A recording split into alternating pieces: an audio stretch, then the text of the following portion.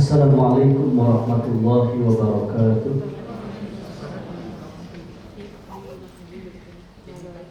Alhamdulillahi rabbil alamin. Allahumma sholli ala sayyidina Muhammad. Allahumma alimna ala ma jahilna wa dzakirna ala ma nasina. Ya muqallibal qulub, tsabbit qulubana ala dinik wa ta'atik. Rabbi a'udzu bika min hamazati syayatin wa a'udzu bika rabbi ay yahdurun. Ashabul fadilah mukarramun,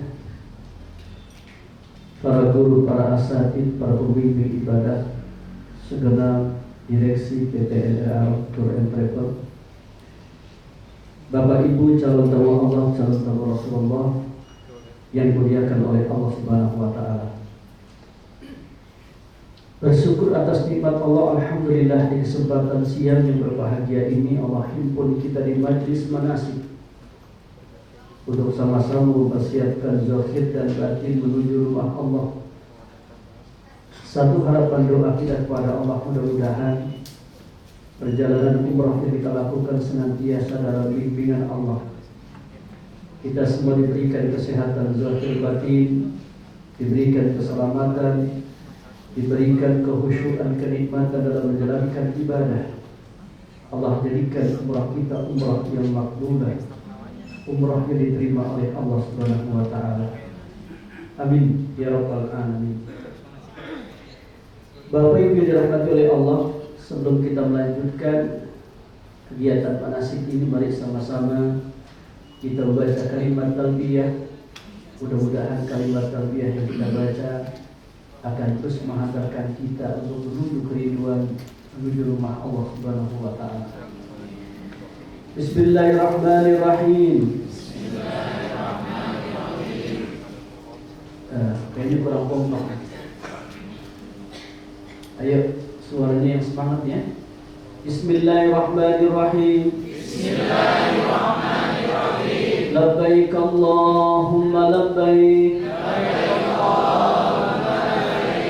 Labbaik la syarika laka labbaik.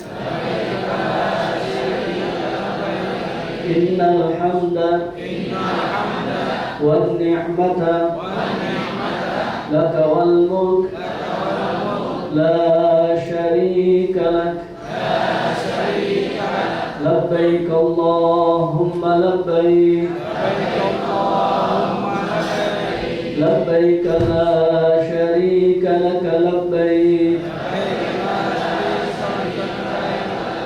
Innal hamda wan ni'mata laka wal mulk la syarika lak.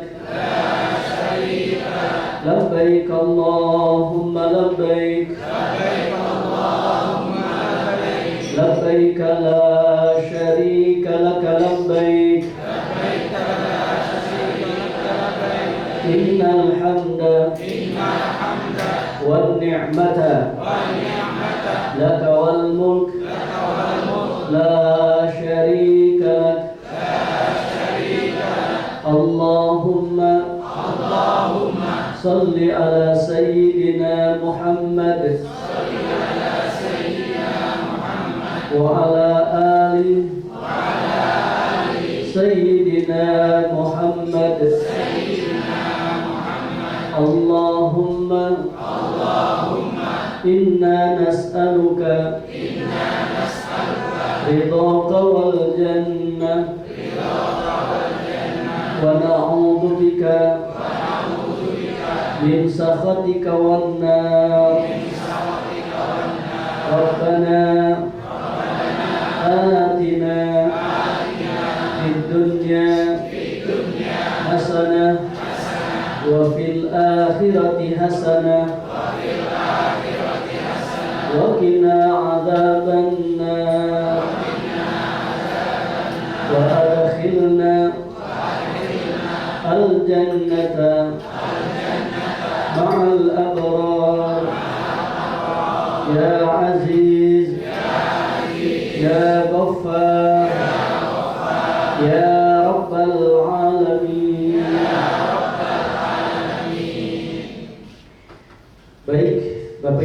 dirahmati oleh Allah Subhanahu wa taala. Alhamdulillah, bersyukur atas semua nikmat Allah. Insyaallah besok Allah takdirkan kita, besok lusa. Insyaallah lusa Allah takdirkan kita menjadi tamu Allah. Insyaallah. Maka kewajiban kita sebagai hamba Allah adalah ketika Allah berikan nikmat kepada kita mengucapkan alhamdulillah. Ini adalah merupakan satu ungkapan syukur kita kepada Allah. Alhamdulillah. Segala puja-puji hanyalah milik Allah. Dan ketika kita bersyukur atas nikmat Allah, otomatis akan Allah tambah nikmat kepada kita. Tapi kalau saja kita ingkar dengan nikmat Allah, kita diancam oleh Allah, inna adabi lasyadid. Sungguh siksaku itu teramat sangat pedih.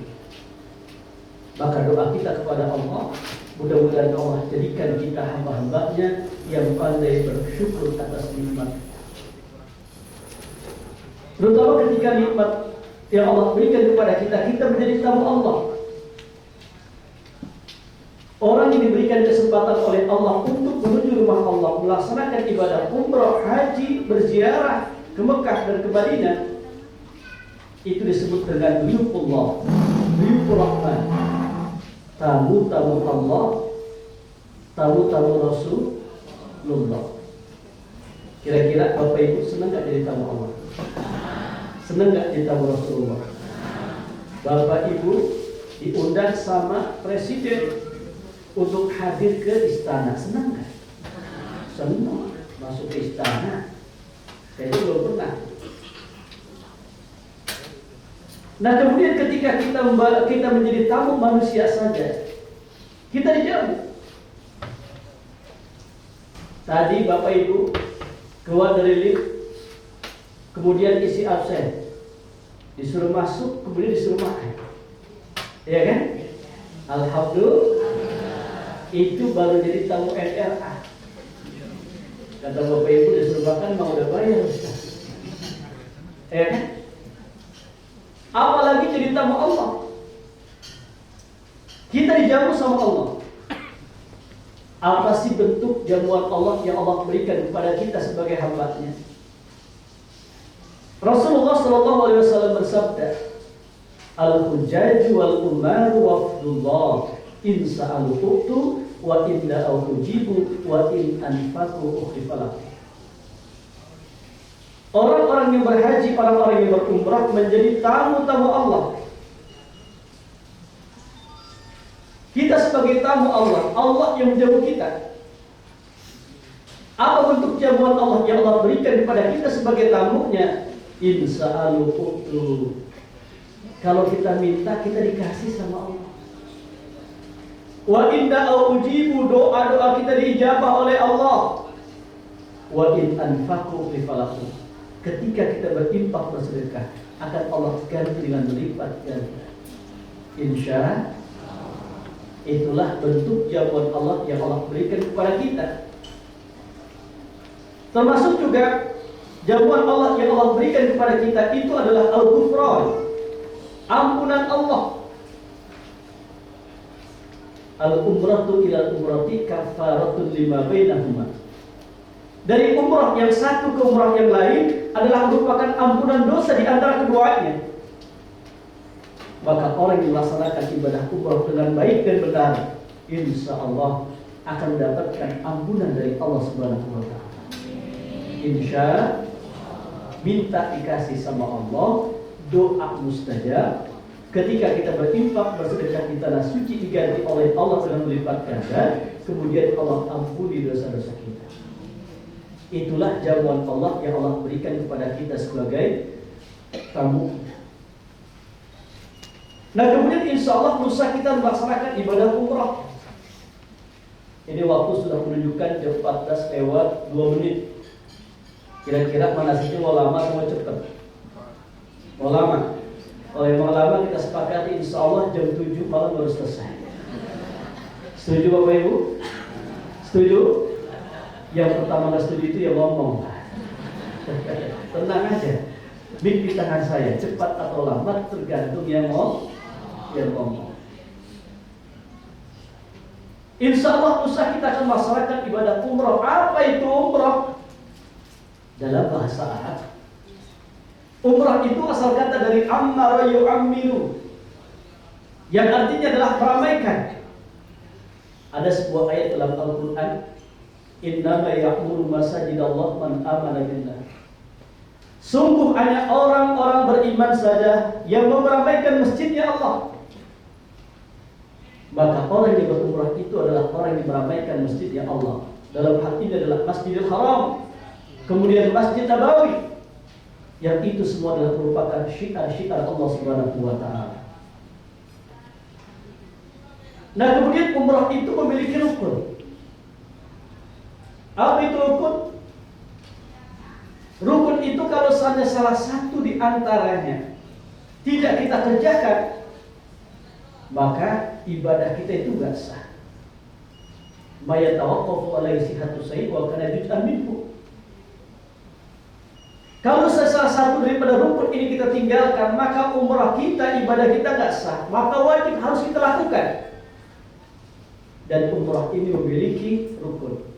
Yang pertama adalah ihram, yang kedua adalah tawaf, yang ketiga adalah sa'i, yang keempat adalah tahallul, yang kelima adalah tertib. Sudah hafal semua? Jadi berumrah itu gampang. Apa umrah itu? Umrah itu adalah berihram, bertawaf, bersa'i, bertahallul, dan melaksanakan ibadah-ibadah yang lain. Itulah umrah. Sudah paham? Sudah? Kalau sudah paham berarti selesai. Sudah paham, kan? Nah, kemudian rukun umrah yang pertama itu adalah ihram. Ihram itu besar kaitannya dengan niat.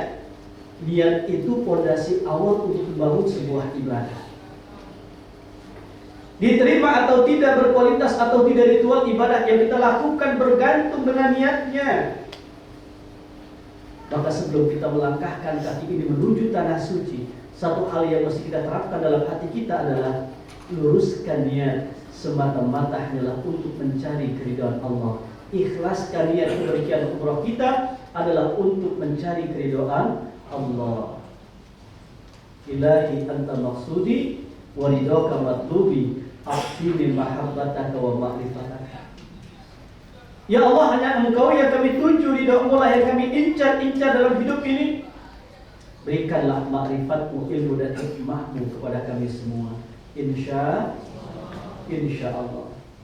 Makanya kepergian umrah kita adalah untuk ibadah kepada Allah. Sebagaimana ikrar kita dalam salat, inna salati wa nusuki wa mahyaya wa mamati lillahi rabbil.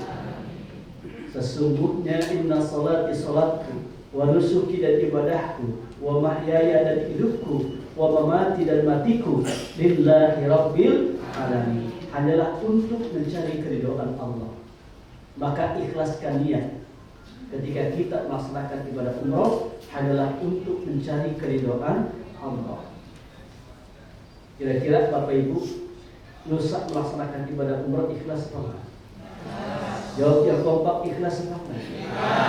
Para ulama mengajarkan ciri orang ikhlas itu gak bicara kalau dia ikhlas. Ikhlas apa enggak? Ikhlas apa enggak? Insya ini sudah ketahuan dari wajah-wajahnya. Wajah-wajah orang-orang yang banyak masalah. Allahu Akbar. Gak ada di antara kita yang gak punya masalah. Memang hidup itu penuh dengan masalah. Dan hidup itu adalah ujian. Hidup itu adalah, namun mesti kita ingat ketika kita diuji, itu adalah merupakan tanda cinta Allah kepada kita sebagai hamba. Idza ahabballahu 'abdan ibtalahu liyasma'a tadarru'ahu. Apabila Allah mencintai seorang hamba, maka hamba itu diuji oleh Allah sehingga Allah ingin melihat bagaimana rintihan hamba itu di tengah malam. Maka bagi hamba Allah yang beriman, ujian itu menjadikan tangga untuk mendekatkan diri kepada Allah Subhanahu wa Ta'ala. Dan kemudian ikram itu mempergunakan pakaian putih. Sunnah pakaian ihram itu adalah putih. Kalau kita pakai pakaian ihram warna pink boleh nggak? Boleh nggak? Boleh aja, cuman aneh kan? Pakaian ihram itu sunnah warnanya putih. Athhar wa atyab, kata Nabi. Putih itu lebih bersih, lebih suci. Dan ketika kita menggunakan pakaian ihram dengan warna putih, seakan kita gladiresik kematian. Karena ketika kita wafat, ketika kita meninggal dunia, kita semua akan dimandikan. Setelah dimandikan, akan dikafani, dibungkus dengan kain putih, persis kain ihram yang kita kenakan, ya kan? Ini menunjukkan betapa hamba-hamba Allah yang berihram harus senantiasa ingat dengan kematian. Dan ketika kita sebagai hamba Allah, umat Nabi Muhammad, ingat tentang kematian, ini adalah merupakan ciri hamba Allah yang cerdas. Nah, kemudian yang selanjutnya, rukun umrah yang kedua itu adalah tawaf. Tawaf itu mengelilingi Ka'bah sebanyak 7 kali putaran. Ka'bah itu simbol ketuhanan. Sementara ketika kita bertawaf itu adalah merupakan simbol aktivitas manusia. Menunjukkan sekecil apapun aktivitas yang kita lakukan tidak lepas dari perhatian Allah. Allah melihat kita, Allah menatap kita, Allah memperhatikan kita. Anta tarani, engkau melihat aku ya Allah. Anta tanzuru ilaina, engkau menatap kami ya Allah. Anta Allah, engkau adalah Allah. La ilaha illa anta. Tiada Tuhan yang berhak disembah kecuali Allah Subhanahu wa ta'ala. Selain Allah itu bukan Tuhan, tapi hantu-hantu. Paham apa itu? Nah, ketika kita bertawaf itu seakan kita bersatu padu dengan alam semesta ini bertawaf. Karena sungguh alam semesta ini bertawaf. Bulan mengelilingi bumi, bumi mengelilingi matahari, matahari mengelilingi pusat galaksi. Maka hamba Allah yang bertawaf seyogianya minta mohon kepada Allah, ya Allah, satukan jasad ini, ruh ini bersama alam semesta ini untuk mengagungkan asma-Mu lewat zikir dan doa yang dibaca ketika tawaf. Hamba Allah yang bertawaf seakan bersama para malaikat bertawaf. Karena sungguh malaikat itu bertawaf. Dinyatakan dalam Al-Quran, wa taral malaikata hafina min hawlil arsy yusabbihuna bihamdi rabbihim. Malaikat bertawaf mengelilingi arsy-Nya Allah. Mereka bertasbih, bertahmid, bertahlil, bertakbir. Subhanallah walhamdulillah wala ilaha illallah wallahu akbar. Subhanallah walhamdulillah wala ilaha illallah wallahu akbar. Subhanallah walhamdulillah wala ilaha illallah wallahu akbar. Sudah apa semua? Sebenarnya ada 3 bacaan yang mesti dihafal oleh para jamaah ketika tawaf. Dan saya yakin semua sudah hafal. Kalau belum hafal, kebangetan. Coba. Bismillahirrahmanirrahim. Sudah hafal? Subhanallah walhamdulillah wala ilaha illallah wallahu akbar. Sudah hafal? Rabbana atina fid dunya hasanah wa fil akhirati hasanah wa qina adzabannar. Sudah hafal? Dah pintar semua. Dah selesai manasik. Ibu. Kemudian ketika kita bertawaf itu seakan kita mengikuti ritualnya para malaikat. Malaikat bertawaf mengelilingi arsy-Nya Allah. Ketika kita bertawaf, seakan kita melepaskan ikatan dunia. Ketika kita mengencangkan baut itu kan arahnya ke kanan, ya kan? Melepaskannya ke kiri. Harus ada besitan doa sih. Sambil jalan ampuni dosa-dosa, maafkan semua kesalahan. Perbanyak rezekiku yang halal, yang baik, yang berkah. Kuatkan iman Islamku ya Allah. Terus doa gitu ya. Nggak apa-apa, ambil jalan doa aja. Yang belum dapat jodoh ya Allah berikan aku jodoh. Yang belum dapat keturunan ya Allah berikan aku keturunan. Terus doa. Ya. Nah kemudian jarak antara Safa dan Marwah itu sekitar 400 meter. Putarannya adalah Safa, Marwah 1 kali hitungan, Marwah, Safa 2 kali hitungan, Safa, Marwah 3 kali hitungan, Marwah, Safa 4 kali hitungan. Terus berawal di Safa, berakhir di Marwah. Ya sekitar 45 menit kita melaksanakan saja. Kalau tawaf, kalau tidak penuh, ya tidak padat, ya sekitar setengah jam selesai. Insya. Baik, nanti kita akan naik ke Bukit Safa. Kita hadapkan tubuh kita ke Ka'bah, kita angkat kedua tangan, kita berdoa. Kemudian kita turun menuju Marwah. Antara Safa dan Marwah kita akan melewati lampu berwarna hijau. Ketika kita melewati lampu berwarna hijau, yang laki-laki disunahkan untuk berlari-lari kecil sambil membaca doa. Ikuti, Rabbighfir, warham, wa'fu, wa takarram, wa tajawaz, amma ta'lam, innaka ta'lam, ma la na'lam, innaka antallah al-a'azzul akbar. Kemudian kita akan menuju Marwah. Inna Safa wal Marwata min sya'airillah. Faman hajjal baita aw itamara fala junaha alaihi ay yatawafa bihima wa man tatawwa'a khairan fa innallaha syakirun alim. Sampai kita di Bukit Marwah, kemudian kita doa, sekalipun nanti gak ada kesempatan kita untuk berdoa karena langsung biasanya doa masing-masing. Itu tempat yang mustajab untuk berdoa. Kita turun dari Marwah menuju Safa. Antara Marwah dan Safa kita akan kembali melewati lampu berwarna hijau.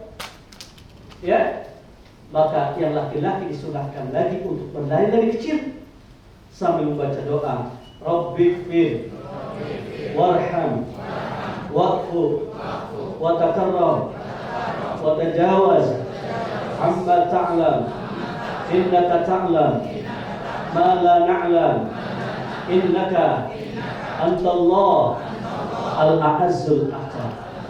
Bapak Ibu sudah hafal atau belum doa? Belum hafal? Yang belum hafal tolong jangan dihafalkan. Biar Ustaz aja yang hafal. Biar beda antara Ustaz dengan jamaah. Nah, kalau belum hafal ikuti ya lafaz doa yang dibaca oleh Ustaz. Kalau nggak kedengeran udah bikin doa masing-masing gampang. Ya, diem aja kita diem aja saat itu. Balik lagi sah itu sah. Cuma kebangatan amat gitu. Tawaf itu 7 kali putaran diem aja. Ditanya diem aja. Itu sah. Nggak ngomong apa-apa, diem aja, nggak baca apa-apa. Ya, cuma kan kita lagi perjalanan ibadah. Ya, maka banyakin dikit, banyakin doa. Insya. Nah, kemudian kita melaksanakan sa'i. Berawal di Safa, berakhir di Marwah. Sudah 7 kali putaran. Alhamdulillah. Selesai kita melaksanakan sa'i. Coba kita lihat salah sa'i itu. Yang pertama dilakukan setelah tawaf. Yang kedua dilakukan di tempat sa'i atau mas'ah. Ya. Yang ketiga sebanyak 7 kali putaran. Yang keempat dimulai dari Safa dan berakhir di Marwah. Sunnah sa'i dilakukan dengan berjalan kaki, menutup aurat, suci dari hadas. Ya, sunnahnya itu kalau bisa Bu, jangan sampai batal wudu. Yang wajib punya wudu itu adalah sholat dan tawaf. Kalau sa'i kalau batal wudu nggak apa-apa.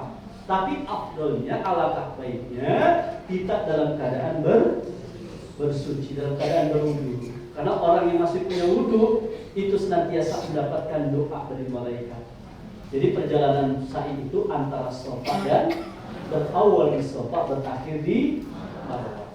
Setelah kita melaksanakan sa'i antara Safa dan Marwah, kita akan melaksanakan daripada rukun umrah yang terakhir adalah tahallul, menggunting rambut kepala dalam rangka mengakhiri atau menghalalkan larangan-larangan ihram. Diawali dengan ihram, diakhiri dengan tahallul. Minimalnya 3 helai rambut. Sunnahnya bagi laki-laki dicukur habis. Paham Bapak Ibu? Disunahkan cukur rambut kepala bagi laki-laki.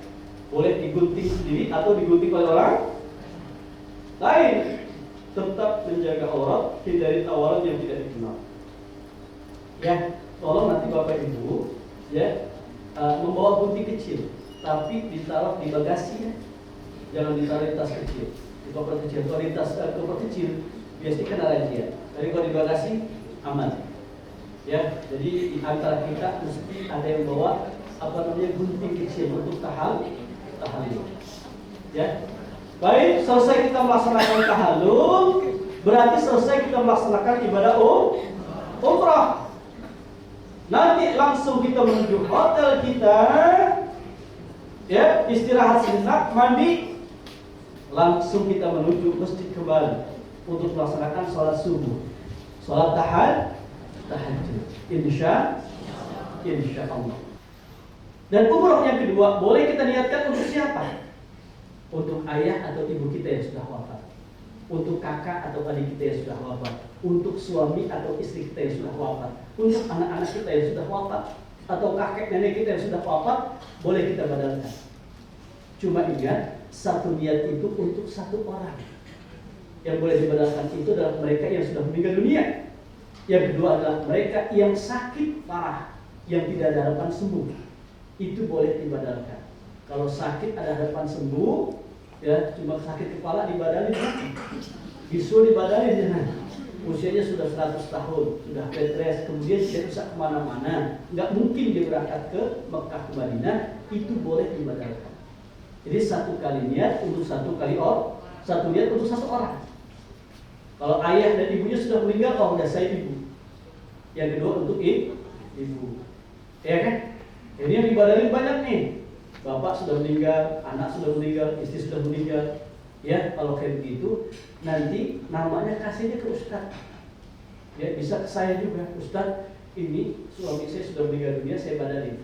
Namanya ini bin ini. Cuma ingat syarat dan ketentuan berlaku. Paham Bapak Ibu? Paham? Nah, itu ada biaya di sekitar 350 ya. Ya, boleh nanti setelah saya badalin Ustaz, daftar ke saya, boleh. Insya mumpung apalagi orang tua kita. Kita kalau sampai orang tua kita meninggal nih, kita ada rezeki kita nggak badalin, kurang enak kita sebagai anak, ya kan? Jadi begini, satu ketika itu ada seorang laki-laki datang kepada Rasul. Ya Rasul, innali abawani. Aku memiliki kedua orang tua, ayah ibu. Aku senantiasa berbuat baik, membahagiakan kedua orang tuaku ketika orang tuaku hidup. Bagaimana cara aku berbuat baik kepada kedua orang tuaku kalau orang tuaku sudah meninggal dunia? Apa kata Rasul? Yang pertama, anta shadaqah lahuma ma'a shadaqatika. Engkau sedekah. Kemudian kau niatkan sedekahmu itu untuk ayah dan ibu yang sudah wafat. Jadi Bapak Ibu, kalau ada pesantren yang dibangun, masjid yang dibangun, ada anak yatim, sedekah. Niat buat orang tua. Jadi kalau sedekah itu dia buat orang tua aja, jangan buat kita. Kalau kita sedekah buat orang tua, insya Allah kita akan mendapatkan 2 pahala. Pahala sedekah dan pahala birrul walidain. Baik orang tua kita masih hidup, apalagi sudah meninggal dunia. Dan sedekah buat orang tua gitu aja. Ya, jangan buat kita. Kemudian kata Nabi yang kedua, wa anta hujja lahu wa mahajjatika. Kau berhaji, kau berumrah. Kemudian kau niatkan haji dan umrahmu itu untuk ayah dan ibu yang sudah wafat. Maka berdasarkan hadis sahih ini para ulama yang membolehkan kita untuk melaksanakan badal haji atau badal umrah. Jadi dalam rangka untuk birrul walidain, berbakti sama orang tua. Ya kan yang sudah meninggal dunia. Mudah-mudahan kalau kita badalkan, insya Allah akan membuat beliau tersenyum di alam kubur. Insya Insya Allah. Baik Bapak Ibu dirahmati oleh Allah. Atau mungkin nanti kita wakaf Quran. Wakaf Quran. Wakafkan orang tua kita, untuk ayah kita, untuk ibu kita, taruh di dalam Masjidil Haram. Ya, insya Allah nanti kita Quran itu dibaca oleh jutaan umat manusia yang melaksanakan sholat di dalam Masjidil Haram. Wakafkan mereka. Nah, itu sekitar 200 ribuan. Ya, satu di insya Allah. Ya, demikian. Nah, kemudian nanti setelah itu kita sudah sholat sunnah ihram, kemudian di atas bis nanti kembali kita akan melaksanakan niat untuk umroh yang kedua atau niat umroh badal. Ya, niat umroh yang kedua seperti tadi, labbaik Allahumma umratan. Nawaitu umrata wa ahramtu biha lillahi ta'ala. Ya, kalau yang untuk membadalkan labbaik Allahumma umratan, badalan an siapa disebut namanya lillahi ta'ala. Atau Ustaz saya umrah yang kedua buat menyempurnakan umroh saya, Ustaz yang pertama kayaknya saya masih ragu gitu ya. Ada kekurangan banyak, ya nggak apa-apa gitu ya. Nah kemudian kita akan melaksanakan tawaf lagi, sa'i lagi, tahallul lagi, selesai.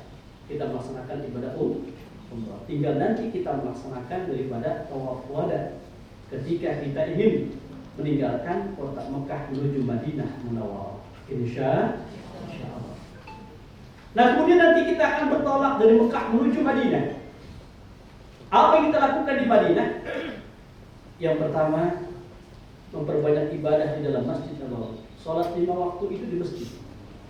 Bandingannya kan luar biasa. Ketika kita melaksanakan sholat di dalam Masjidil Haram, 100.000 kali lipat dibandingkan dengan masjid yang lain.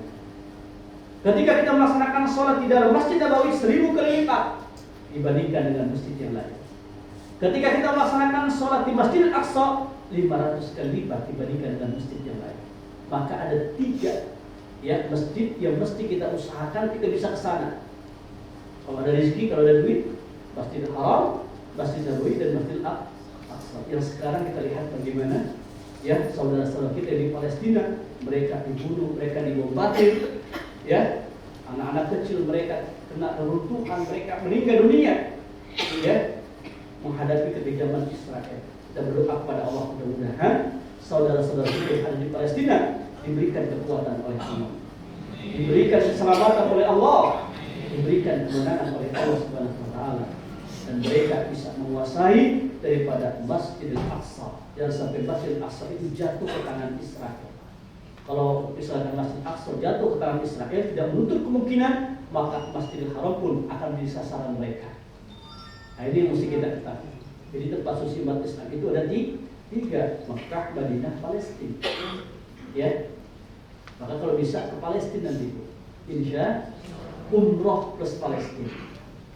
Ya, bersama NLA insya Allah. Insya Allah. Setelah manasik ini, kalau mau umroh Palestina silahkan kumpulkan brosur-brosur dari seluruh travel yang ada. 7, 8 travel nggak apa-apa. Bandingkan, ya cuma tetap daftarnya di NLA. Ya Ibu, kalau nggak bisa ke MKU juga boleh. Kalau nggak bisa ke Aruna juga boleh. Kalau nggak bisa silahkan ke BSA, nggak apa-apa. Ya, itu adalah holding company NLA and Travel. Jadi membawahi 4 travel, NLA, MKU, Aruna, BSA. Insya Allah. Amin ya Rabbal Alamin.